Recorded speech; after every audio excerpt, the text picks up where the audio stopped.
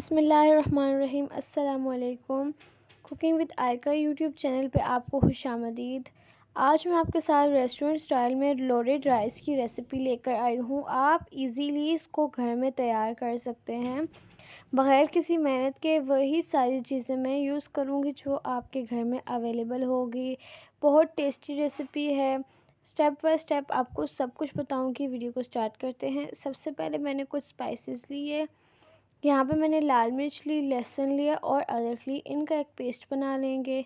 लाल मिर्च मैंने सूखी नहीं ली, फ्रेश ली है। इसके बाद एक बाउल में मैं थोड़ा सा दही डाल दूँगी। दही मैंने तकरीबन 1 से 1.5 बाउल डाल दी है।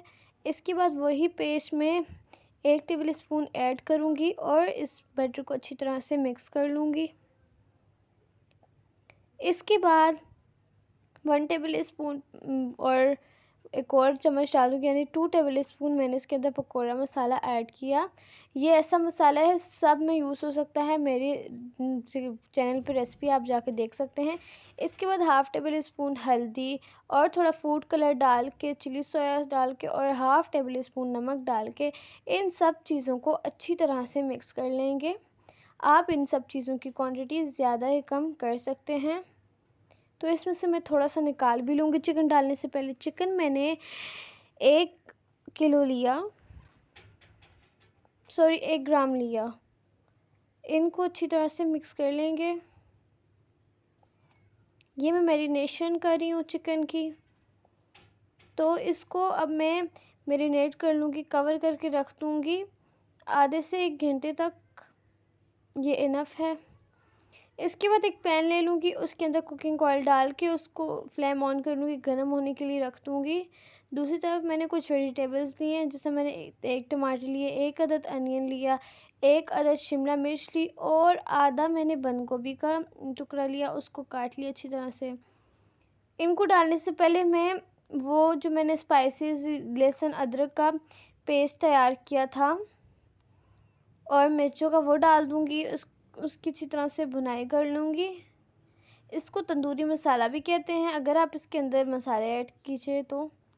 इसके बाद वेजिटेबल्स ऐड कर लूँगी और वेजिटेबल्स को फ्राई कर लूँगी। वेजिटेबल्स आप ज़्यादा भी ले सकते हैं, कम भी ले सकते हैं। इन वेजिटेबल्स को अच्छी तरह से भुनाई कर लूँगी तब तक जब तक ये अच्छी तरह से पक ना जाए। इसके बाद इसके अंदर 1/2 टेबल स्पून से थोड़ा मैं नमक ले लूँगी और थोड़ी सी काली मिर्च सीजनिंग के लिए कर लूँगी। इससे अच्छा टेस्ट आ जाएगा आपकी वेजिटेबल्स में। फ्लेम हाई करके इसकी अच्छी तरह से भुनाई कर लेंगे। इसके बाद ऑप्शनल है, आप डालना चाहे ना डालें। मैं इसके अंदर चिली सॉस और सोया सॉस ऐड कर रही हूँ। 1 टेबल स्पून इनफ है, मैंने वो ना डाला। इसके बाद इसके अंदर जो मैंने मैरिनेट करने से पहले पेस्ट या मसाला छोड़ा था वो ऐड कर लूँगी इसके अंदर। इससे वेजिटेबल्स का टेस्ट बहुत अच्छा हो जाता है। इन सब चीज़ों की अच्छी तरह से भुनाई कर लेंगे 5 से 10 मिनट, ताकि कच्चापन मसालों का दूर हो जाए। और इसके बाद इनको निकाल लूँगी एक अलग पैन में।